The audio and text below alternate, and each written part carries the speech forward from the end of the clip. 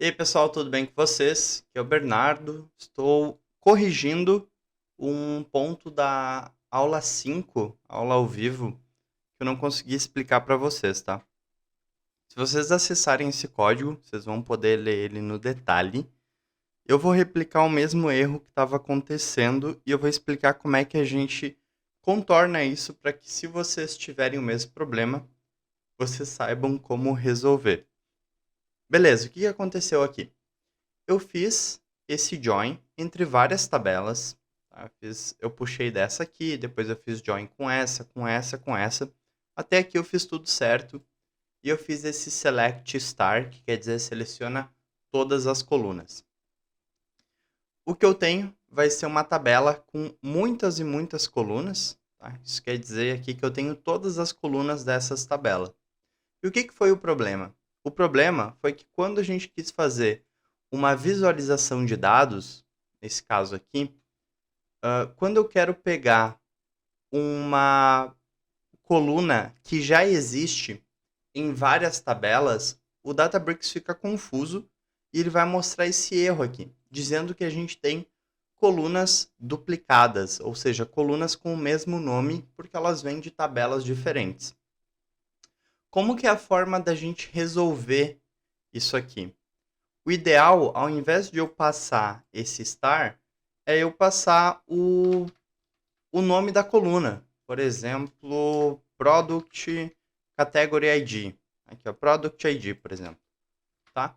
Se eu passar isso aqui e passar todas as outras colunas, ele vai me trazer toda a lista das colunas que a gente precisa. Então, esse foi o problema que eu tive e que vocês podem ter também. Então, como é que a gente resolve isso aqui de uma forma prática, escrevendo todas as colunas? O que eu fiz foi aqui embaixo, eu fiz uma lista do nome da tabela e o apelido que eu vou dar para ela. Então aqui está o nome da tabela, o apelido, nome da tabela, o apelido. E o que eu fiz, não se confunda aqui nesses loops, basicamente eu estou lendo cada uma dessas tabelas aqui em cima e eu estou usando o comando print, né? Aqui eu estou lendo as colunas delas primeiro.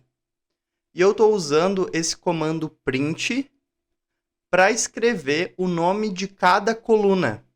E eu ainda aproveitei para colocar uma vírgula e esse apelido da tabela aqui, ó, que é essa duplinha. Então aqui eu tenho a DT, que é como eu vou chamar essa tabela aqui, por exemplo.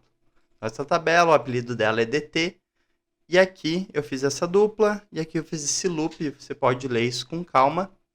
E eu ainda tive o cuidado de fazer uma lista das colunas inéditas, aquelas que apareceram só uma vez, e as colunas que apareceram repetidas. Então, o que eu fiz? Eu fiz esse loop aqui.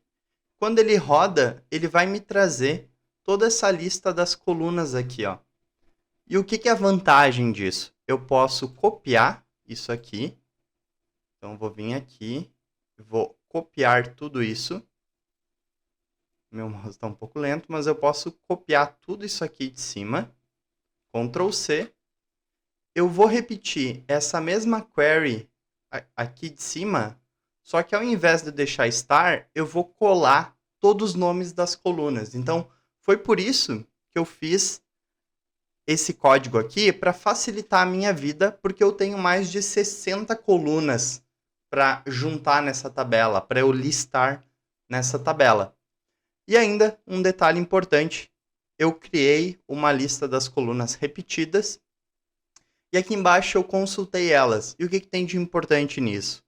Aquilo que é ID, tipo Product ID, Product Subcategory ID, eu realmente só preciso trazer isso uma vez, porque vai ser igual. Mas tem colunas, por exemplo, nome. A tabela subcategoria, ela tem uma coluna que se chama nome, que é o nome da subcategoria. Depois a tabela categoria, com o apelido Cat aqui, também tem uma coluna que se chama nome. Então o que eu fiz? Eu dei uma atenção especial para esses casos aqui. E aqui na minha query, depois que eu colei tudo, eu ainda, olha a quantidade de coluna que eu tenho que declarar. né? Ou que eu quis declarar. Eu adicionei essas duas aqui, subcat.name com esse nome aqui e com esse nome aqui. Agora, depois que eu fiz todo esse processo aqui, eu vou rodar e eu consigo usar a ferramenta do Databricks para visualização, porque eu não tenho colunas repetidas. Eu peguei esse resultado e armazenei numa tabela nova, fiz esse resultado aqui. E agora sim, eu consegui fazer as visualizações de dado que eu tentei fazer na aula e não consegui. Então, o que a gente tem aqui, por exemplo?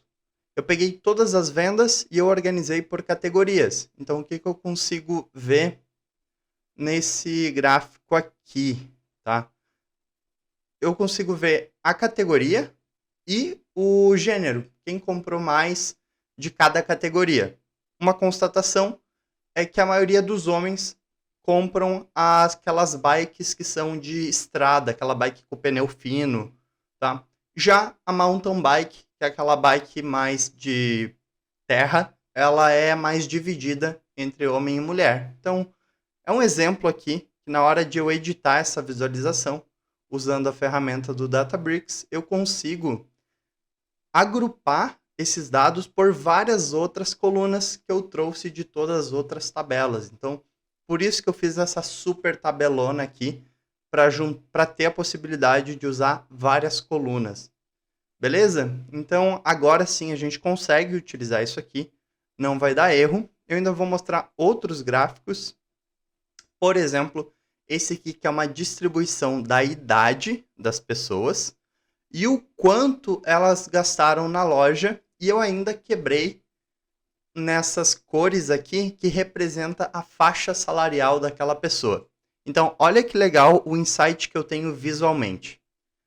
As pessoas até antes dos 30 anos, tem mais pessoas que têm esse salário aqui, que é um salário um pouquinho inferior, tá? Depois dos 30, a gente começa a inverter e começa a ter pessoas com salário maior.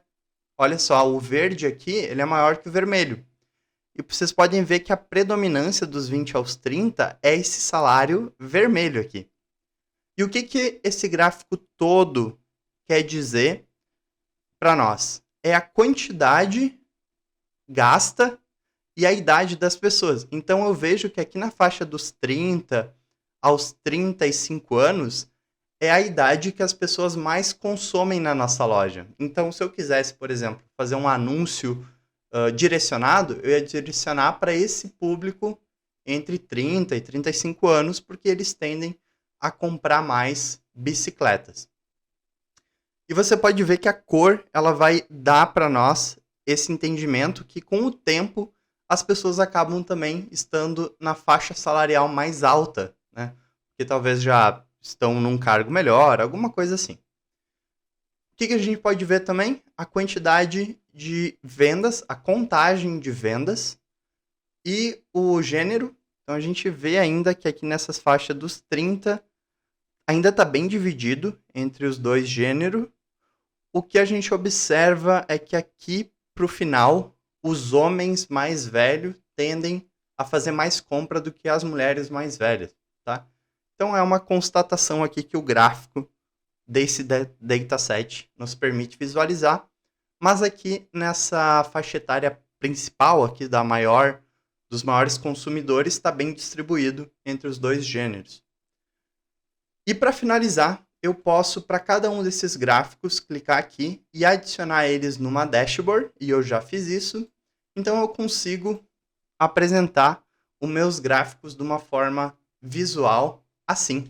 Então eu consigo ter um dashboard pronto e se houver alguma atualização nos meus dados, eu vou apertar Update e essas visualizações aqui vão se atualizar. Beleza? Gostaram? Então tá aí a correção. O principal de tudo que atrapalhou a nossa aula foi esse cuidado aqui de colocar todas as colunas para evitar valores duplicados, tá?